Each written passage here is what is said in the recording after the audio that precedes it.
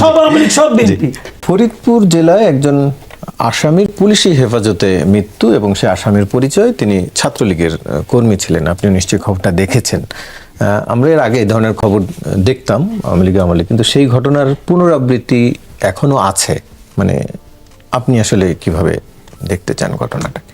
না, ওখানে তো পুলিশের যিনি পুলিশ সুপার আছেন উনি একটা বিবৃতি দিয়েছেন যে কি হয়েছে, এবং এই বিবৃতি আপনি যেখানে টাইমটা এবং লোকের নামটা চেঞ্জ করে দেন, মানে ঢেকে রাখেন, তাহলে মনে হবে যে এটা আওয়ামী লীগ আমলের বিবৃতি। এই একই রকম বিবৃতি আমরা আগেও দেখেছি।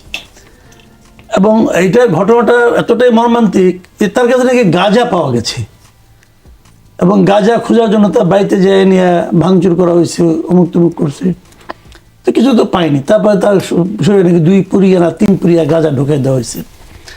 এবং তাকে যখন ধরে, সে তার বাড়ির সামনে ছিল, বাড়ির সামনে তাকে মারধর করা হয়েছে। 10-12 জন লোক গেছিল, ডিবির মারধর করা হয়েছে, এবং তার মার সামনেই মারধর করা হয়েছে। দেখেন এগুলি কতগুলি বিষয় আছে। আপনি এই যে ঘটনাটা ঘটাচ্ছেন, এটা কিভাবে ঘটেছে, কেন কি হয়েছে, এটা বোঝার জন্য কিন্তু রকেট সায়েন্স অর্জন করতে হয় না। আমরা সবাই জানি এই পুলিশকে কি আমরা চিনি না? চিনি। কিন্তু বিষয়টা এতটাই মর্মান্তিক যে ওখানকার বিএনপির যিনি বোধহয় মহাসচিব, ওখানকার ওই যে সাধারণ সম্পাদক, জেলা সাধারণ সম্পাদক, উনি নিজের ফেসবুকে পোস্ট দিয়েছেন এটা নিয়ে, যে উনি খুব হতাশ হয়েছেন এবং বলেছেন যে এই পুলিশটা আগের মতো আচরণ করছে।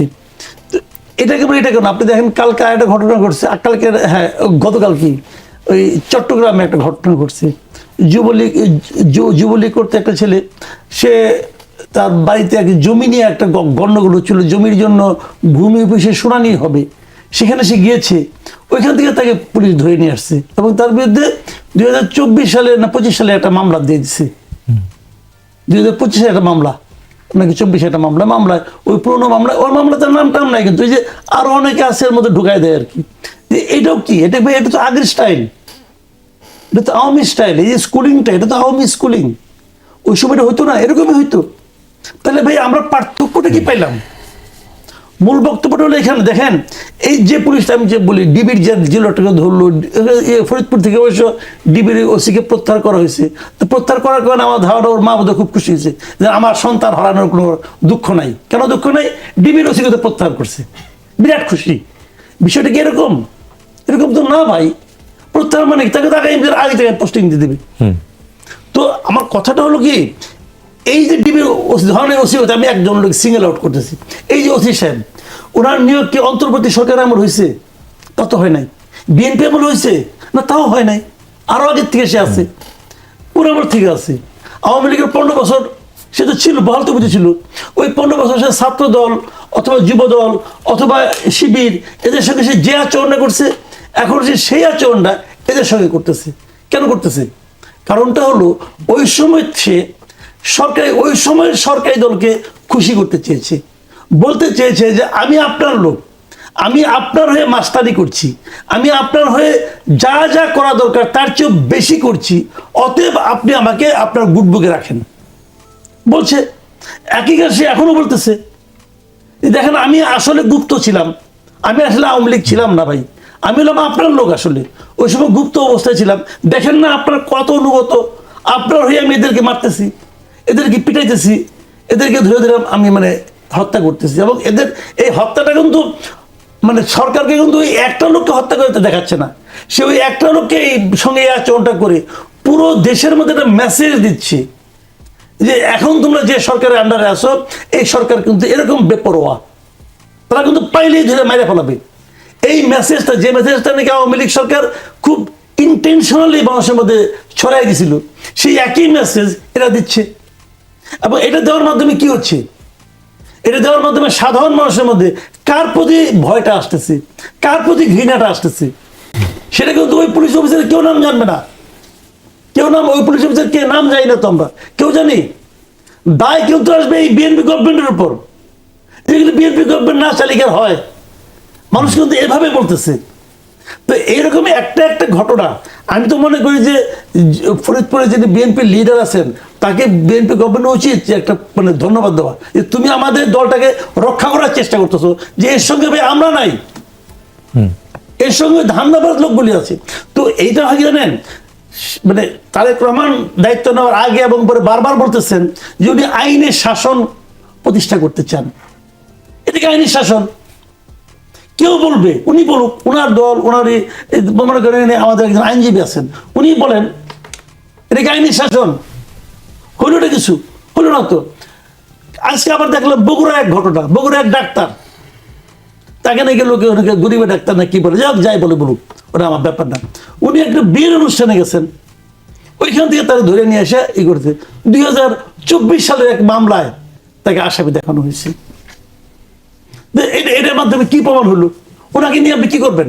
সরকারি ডাক্তার, সরকারি চাকরি করে, আমার নাম সে এক সময় আওয়ামী লীগ করতো, ধরে নিচ্ছে হাইপোথেটিক্যালি, হয়তো আওয়ামী লীগ করতো, আওয়ামী লীগের ভাই। আবার আওয়ামী লীগ করলে কি 2024 জুলাই মাস পর্যন্ত বাংলাদেশে আওয়ামী লীগ তো 9 জনের মধ্যে 9.5 জন করতো। বলবেন তার গুপ্ত ছিল, গুপ্ত ছিল, করতো তো রে ভাই। এই যে তো দেখছি, আমাদের সাংবাদিকদের মধ্যে দেখছি, দেখি নাই? সবাই তখন আওয়ামী লীগ করে, এখন আমরা সবাই বিএনপি করে। ওদেরকে জিজ্ঞেস করলে তো আমি তো গুপ্ত ছিলাম, আসলে তো আমি বিএনপি করি, সব আওয়ামী লীগ, সব বিএনপি। জি, অ্যাডভোকেট মোহাম্মদ আলী, একটু আপনার কাছে জানতে চাই, আওয়ামী লীগের প্রতিষ্ঠা বার্ষিকী ঘিরে যেই কার্যক্রম, সরকারি দল, বিরোধী দল, জামাত, এনসিপি, বিএনপি সবাই মাঠে ছিল। আইন শৃঙ্খলা রক্ষার্থে পুলিশের পাশাপাশি সেনাবাহিনীকে নামানো হলো, কিন্তু ওই অর্থে আমরা আওয়ামী লীগকে তেমন একটা দেখিনি। সরকার আসলে কি মনে করে যে এই আওয়ামী লীগের কার্যক্রম নিষিদ্ধ হলেও দলটি এখন অনেক শক্তিশালী, সে কারণে এই সর্বশক্তি দিয়ে মাঠে নামলো কিনা, প্রস্তুত ছিল কিনা? না, আওয়ামী লীগ নিষিদ্ধ হয়েছে, কার্যক্রম নিষিদ্ধ, দলটি নিষিদ্ধ হয়নি। শক্তিশালী তা না, কিন্তু নিষিদ্ধ ঘোষিত একটা সংগঠন দিয়ে কেন? নিষিদ্ধ ঘোষিত একটা সংগঠন, শুধু আওয়ামী লীগ না, যে কোনো নিষিদ্ধ ঘোষিত, এটা প্রতিরোধ করা সরকারের দায়িত্ব। নিষিদ্ধ ঘোষিত একটা সংগঠন তাদের কর্মতৎপরতা চালাবে, এটাকে যদি প্রশ্রয় দেওয়া হয় তাহলে সরকারের ব্যর্থতা। এটা আমি মনে করি অবশ্যই এটা সরকারের দায়িত্ব। আওয়ামী লীগ সহ অন্য কোনো রাজনৈতিক সংগঠন থাকুক বা অন্য যে কোনো সংগঠন থাকুক, তাদের কার্যক্রম যদি বাংলাদেশের আইন দ্বারা নিষিদ্ধ থাকে, সেই নিষিদ্ধ সংগঠনের কার্যক্রম কোনোভাবেই চালাইতে দেওয়ার দায়িত্ব সরকারের না, বরঞ্চ এটাকে প্রতিরোধ করতে হবে। যেমন যদি কোনো সন্ত্রাসী কর্মকাণ্ড রাজনীতির বাইরেও থাকে, সংগঠিত হওয়ার কোনো সম্ভাবনা থাকে, সরকার সেটাকে প্রতিরোধ করবে, এবং সেটা প্রতিরোধ করার জন্য গোয়েন্দা তথ্যের ভিত্তিতে যে ধরনের আইন শৃঙ্খলা বাহিনী নিয়োজিত করা দরকার সেই ধরনের নিয়োজিত করবে। নিশ্চয়ই সরকারের কাছে আওয়ামী লীগ বড় ধরনের কোনো নাশকতা করতে পারে এই ধরনের কোনো তথ্য ছিল, এবং সেই তথ্যের ভিত্তিতেই ব্যাপক প্রস্তুতি নিয়েছিল এবং আইন শৃঙ্খলা বাহিনীর পাশাপাশি সেনাবাহিনী এবং বিজিবিকেও মোতায়েন করেছিল, এবং সেই প্রস্তুতির নেওয়ার ফলেই কিন্তু তারা যে ধরনের পরিকল্পনা করেছিল সেটা তারা বাস্তবায়ন করতে পারে না, এবং সেই ধরনের পরিকল্পনা নিয়ে তারা রাস্তায় নামতে পারে নাই। এবং ভবিষ্যতেও যদি এরকম কোনো প্রস্তুতি তারা নেয়, এটাকেও প্রতিরোধ করার দায়িত্ব রাষ্ট্রের এবং আইন শৃঙ্খলা রক্ষাকারী বাহিনীর। এখানে ভিন্নভাবে দেখার কোনো সুযোগ নাই যে আওয়ামী লীগ বড় ধরনের খুব শক্তিশালী সংগঠন হয়ে গেছে অথবা আওয়ামী লীগকে সরকার ভয় পাচ্ছে, তা না। তো এটা যেটা করেছে সেটা স্বাভাবিক এবং এভাবেই হওয়া উচিত। ভবিষ্যতেও যেন তারা কোনোভাবেই আর মাথাছাড়া দিয়ে উঠতে না পারে, কারণ আমরা তো গত 15টি বছর যে সংগঠনের বিরুদ্ধে আন্দোলন করেছি, শত শত মানুষ গুম হয়েছে, খুন হয়েছে, এবং জুলাই আন্দোলনে প্রায় 1.5 সহস্রাধিক আমাদের তাজা প্রাণ ঝরেছে। তো সেই স্বৈরাচার আবারও রাজপথে আসবে, আবারও আন্দোলন করবে, আবারও এই দেশের রাজনীতিতে অংশগ্রহণ করবে, এটা কিন্তু কোনো রাজনৈতিক দলই বাংলাদেশে চায় না। বিশেষ করে যারা বাংলাদেশের মঙ্গল চায়, বাংলাদেশের উন্নয়ন চায়, তারা কিন্তু চায় না। ইতিমধ্যে আপনি যদি দেখেন যে বাংলাদেশ জাতীয়তাবাদী দলের সাথে যারা জোটবদ্ধ ছিল তাদের সাথে একটা রাজনৈতিক দূরত্ব সৃষ্টি হয়েছে, অথবা রাজনৈতিকভাবে তারা একটু ভিন্ন প্ল্যাটফর্মে গিয়েছে, কিন্তু এই সন্ত্রাসী সংগঠনের ব্যাপারে তারা কিন্তু সকল রাজনৈতিক দলই কিন্তু তারা রাজপথে ছিল, এবং তারা সমানভাবেই তারা ভূমিকা রাখার চেষ্টা করেছে। তো অতএব আমাদেরকে এভাবে ভবিষ্যতে জাতীয় ইস্যুতে ঐক্যবদ্ধ থাকতে হবে এবং আমাদেরকে ঐক্যবদ্ধভাবেই মোকাবেলা করতে হবে, কারণ বাংলাদেশে আর আমরা ফ্যাসিবাদ দেখতে চাই না, আর আমরা স্বৈরাচার দেখতে চাই না। আমরা একটা গণতান্ত্রিক রাষ্ট্র দেখতে চাই। আমরা চাই বাংলাদেশটা একটা উন্নয়নের দিকে যাক। আমরা চাই বাংলাদেশ দরিদ্র মুক্ত হোক। আমরা চাই বাংলাদেশ একটা স্বাবলম্বী দেশ হোক। আমরা দেশের ভিতরে দেশের বাইরে যেন মাথা উঁচু করে আমাদের বাংলাদেশের যে নাগরিকত্ব, সেই নাগরিকত্বের জন্য পরিচয় আমরা দিতে পারি। তো সেই জন্য আমি বলবো যে কিছু কিছু বিষয়ে অবশ্যই আমাদেরকে ঐক্যমত হতে হবে, যেভাবে আমরা এই গত আওয়ামী লীগের প্রতিষ্ঠা বার্ষিকী উপলক্ষে অধিকাংশ রাজনৈতিক দল ঐক্যবদ্ধভাবে রাজপথে ছিল, ভবিষ্যতেও আমাদেরকে থাকতে হবে। জি, সরোয়ার তুষার, যেটি বলছিলাম যে আওয়ামী লীগ প্রসঙ্গে সবাই একসাথে মাঠে ছিলেন, তারপরও আবার দলের কেউ বলা না, আপনাদের দলের প্রধান নাহিদ ইসলাম একটি মন্তব্য করেছেন, গুম খুনের বিচার না করলে সরকার পূর্ণ মেয়াদ শেষ করতে পারবে না। গুম খুনের যাদেরকে অভিযুক্ত মনে করছেন তাদের প্রসঙ্গে তো সরকারের সাথে আপনাদের এক ধরনের মতৈক্য, আওয়ামী লীগ প্রসঙ্গে সরকারের আপনাদের সাথে তো মিলে যাচ্ছে, তারপরও কেন মনে করছেন যে সরকার বিচার করবে না, এই সরকার পূর্ণ মেয়াদ থাকতে পারবে না? আপনি একটা জিনিস দেখেন, সেটা হলো যে এই যে আইসিটি ট্রাইব্যুনাল এই জুলাই হত্যাকাণ্ড সহ মানবতা বিরোধী অপরাধের জন্য যেটা নির্ধারিত, এটার কার্যক্রম কি এখন আমরা খুব একটা কোনো খবর দেখি, কোনো গতি দেখি? তেমন মনে হচ্ছে যেন এটা অলমোস্ট নাই হয়ে গেছে, এবং জুলাই হত্যাকাণ্ডের বিচারটা ক্রমশ অনিশ্চিত হয়ে যাচ্ছে। গুমের মতো জিনিস, আমি সেদিন দেখলাম যে একজন গুমের জন্য আটককৃত একজন অফিসার, তিনি যে বাহিনীর অফিসার হন না কেন, কিন্তু গুমের জন্য আটক করা অফিসার, তাকে এমনভাবে নিয়ে যাওয়া হচ্ছে, মনে হচ্ছে তাকে এসকর্ট করে নিয়ে যাওয়া হচ্ছে, হাত করা তো নাই, তিনি হাসতে খেলতে এরকম স্পোর্টিংলি বের হচ্ছেন, মানে কোনো ধরনের তার মধ্যে ওই অপরাধবোধ তো নাই, বরং তিনি এক ধরনের নিশ্চিন্ত, এরকম মনে হয়েছে আমার কাছে। তো অর্থাৎ মানবতা বিরোধী অপরাধের জন্য আপনি তাকে শাস্তি দিতে বদ্ধপরিকর, কোনো না কোনোভাবে এইটার মধ্যে ফাঁক টের পাওয়া যাচ্ছে। এ কারণেই তারা হচ্ছে এরকম ইউনূস সাহেবকে যখন আমরা আসতে যাইতে দেখি, এবং বরং এই কথা বলেছেন তিনি, আমি খুব আশ্চর্য হলাম ওই ইয়েতে দাঁড়িয়ে, যে লাল ডায়েরিতে লিখে রাখছি কোন কর্মকর্তা, কোন অফিসার, পুলিশ অফিসার থেকে শুরু করে কোন জজ, কে আমার সাথে কি করছে সব লিখে রাখছে। এভাবে তারা হুমকি দেওয়ার চেষ্টা করছে। তাহলে এগুলোর ক্ষেত্রে মানে সরকার সেরকম একদিকে হ্যাঁ কার্যক্রম নিষিদ্ধ আওয়ামী লীগের ক্ষেত্রে তারা কড়াকড়ি দেখিয়েছে। আমি মনে করি যে এখানে আর্মি নামানোটাতে বাড়াবাড়ি ছিল, এতটা দরকার ছিল না, কারণ বিএনপি সহ জামায়াত ইসলামী, আমরা এমনকি পুলিশ প্রশাসন সবাই যেহেতু মাঠে ছিল, আর্মি নামানোটা একটা অতিরিক্ত মনে হয়েছে, বাইরের বিশ্বের কাছে এরকম মেসেজ যেতে পারে যে এখন আর্মিও পর্যন্ত নামাতে হচ্ছে নির্বাচিত সরকারকে। এটা হয়তো এই প্রথম ধাপে কোনো দরকার ছিল না, কারণ বড় কোনো ধরনের নাশকতা ঘটে নেই, ঘটলে তারপর সেটা আমাদের লাস্ট রিসোর্ট হইতে পারতো, সেটা আমি সেটার সাথে একমত। কিন্তু এর বাইরে যে বিচার কিংবা গুম কিংবা মানবতা বিরোধী অপরাধ, জুলাই হত্যাকাণ্ডের এগুলোর বিচারের ক্ষেত্রে আমি মনে করি যে সরকারের একটা শিথিলতা আছে, কিন্তু এই শিথিলতা না দেখিয়ে একটা রোডম্যাপ, বিচার একটা রোডম্যাপ থাকা উচিত যে কিভাবে কোনভাবে বিচার কার্যক্রমটা শেষ হবে। হ্যাঁ, কিন্তু সেটা না হলে এখনও শহীদের ফ্যামিলিরা আমাদের সামনে কান্নাকাটি করে বা টেলিভিশনের সামনে কান্নাকাটি করে। তো এইগুলোর ক্ষেত্রে আপনার সরকারের আরও শক্ত এবং ফার্মনেস দেখানো উচিত, এটা হচ্ছে বক্তব্য। এর বাইরে কার্যক্রম নিষিদ্ধ আওয়ামী লীগের ব্যাপারেও সরকারের একাধিক দায়িত্বশীল ব্যক্তি কিন্তু এক এক রকম কথা বলেন, কেউ একটু নমনীয়তা দেখান, কেউ আবার একটু কড়াকড়ি দেখান। যেমন স্বরাষ্ট্রমন্ত্রীর এই বক্তব্য যথেষ্ট কড়া এই বিষয়ে, তিনি সাংবাদিকদের বারবার মনে করিয়ে দেন যেটা কার্যক্রম নিষিদ্ধ বলতে হবে, কিন্তু আবার আরও অন্য কেউ যখন ব্রিফ করেন তারা একটু কেমন যেন একটু নরম করে কথা বলেন, যে হয়তো তারা আসতেও পারবে এই কার্যক্রম নিষিদ্ধ অবস্থায়। এই কারণে আমি মনে করি সরকারের মধ্যে এটা নিয়ে এক ধরনের দোটানা আছে, এটা সরকারকে কাটাতে হবে। এবং কার্যক্রম নিষিদ্ধ তারা যেটা স্বরাষ্ট্রমন্ত্রী বলেছেন যে আদালতে এটার ফয়সালাটা হবে, যে তারা আসলে রাজনৈতিক দল তাদেরকে এই মুহূর্তে বলা যাবে কিনা, মানে আদালতে এটা শুরু হওয়ার আগ পর্যন্ত তাদেরকে রাজনৈতিক দল বলার সুযোগ নেই। উনি যেটা মাফিয়া শক্তি বলেন, আমি এটার সাথে একমত।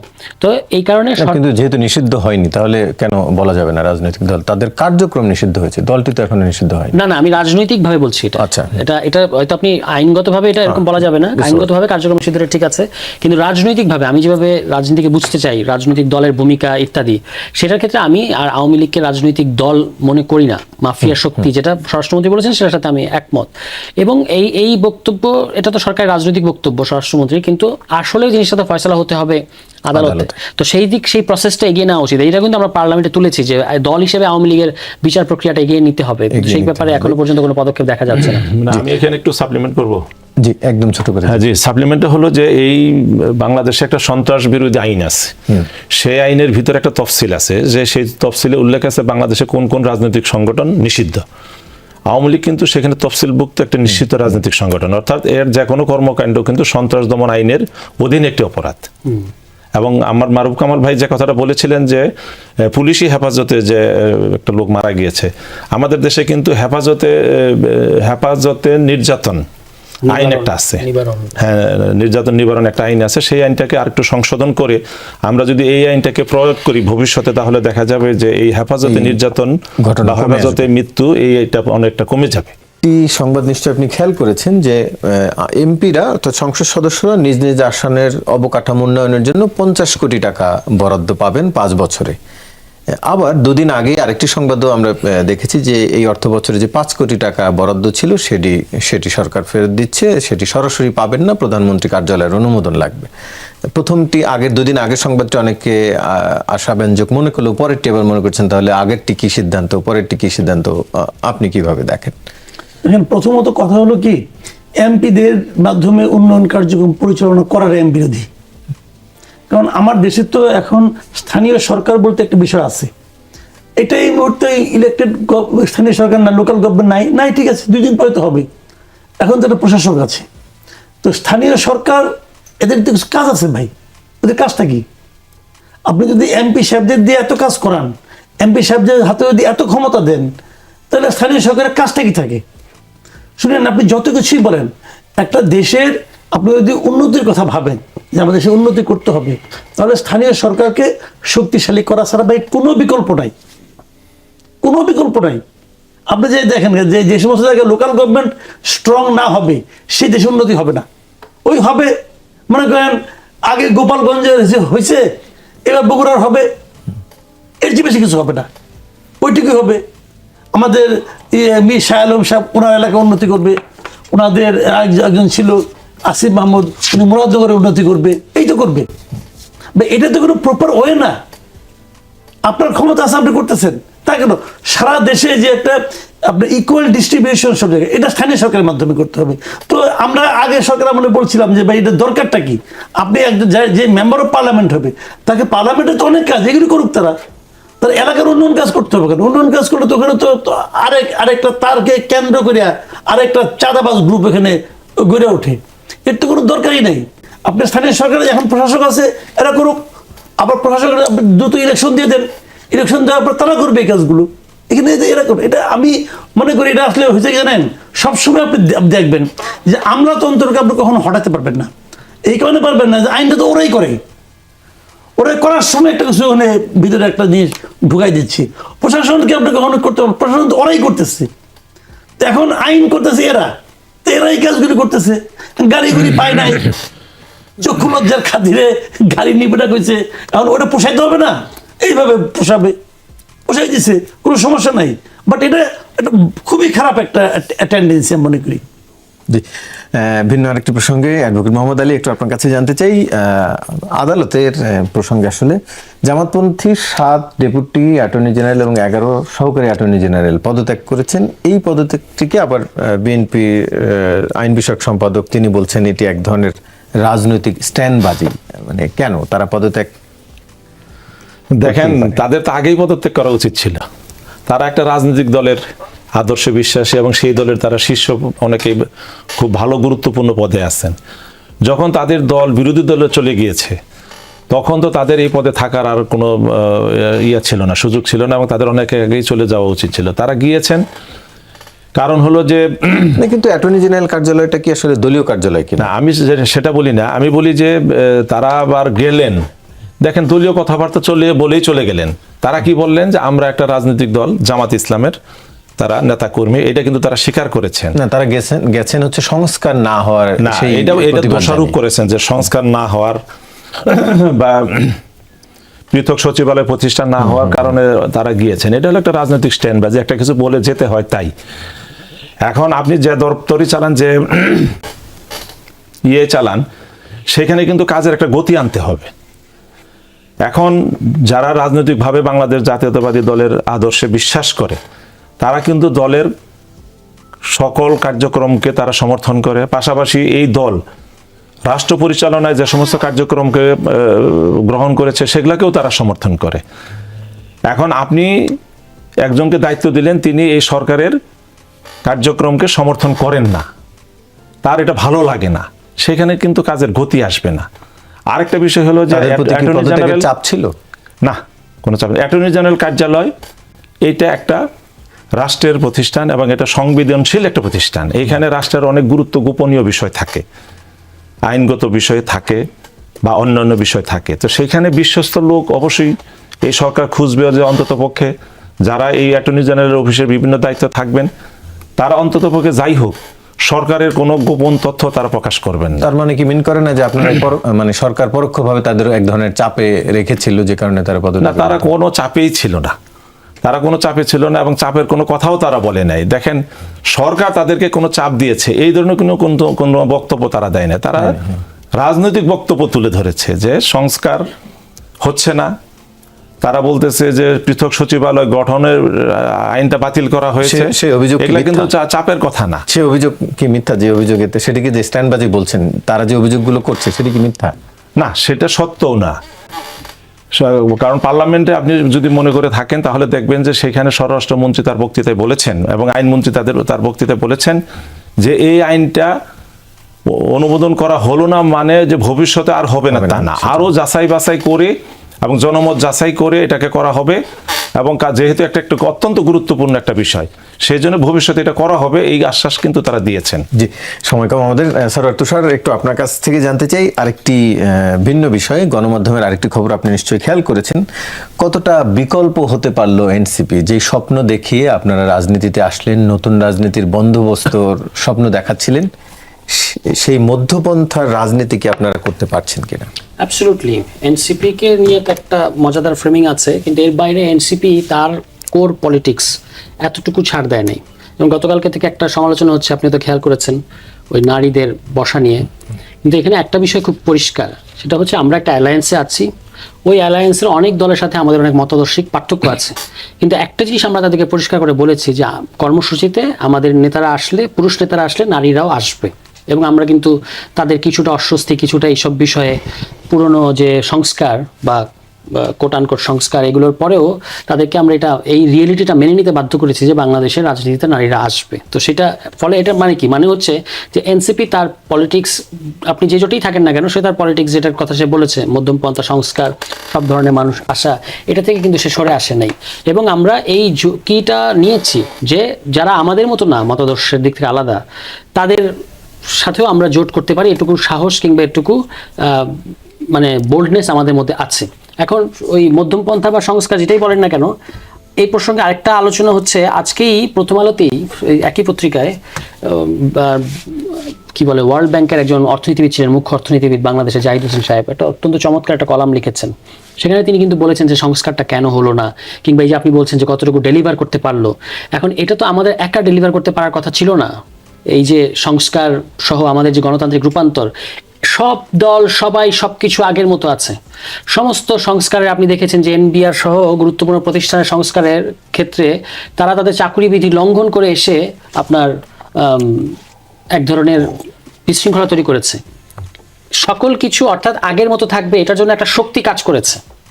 সেখানে আমরা একটা নবীন দল হিসেবে আমরা একটা অত্যন্ত উচ্চাভিলাষ কিংবা আকাঙ্ক্ষা দেখিয়েছি, বলেছি, কমিটমেন্ট করেছি। আমরা এখনো সেটাই চেস করছি, কিন্তু এখানে এই পরিবর্তনটা ঘটানো 1-1.5-2 বছরের মধ্যে এটা খুবই কঠিন। কিন্তু তার মানে এটা অসম্ভব না, আমরা এখনো ওইটা করার জন্যই আমাদের রাজনীতিটা চালিয়ে যাচ্ছি।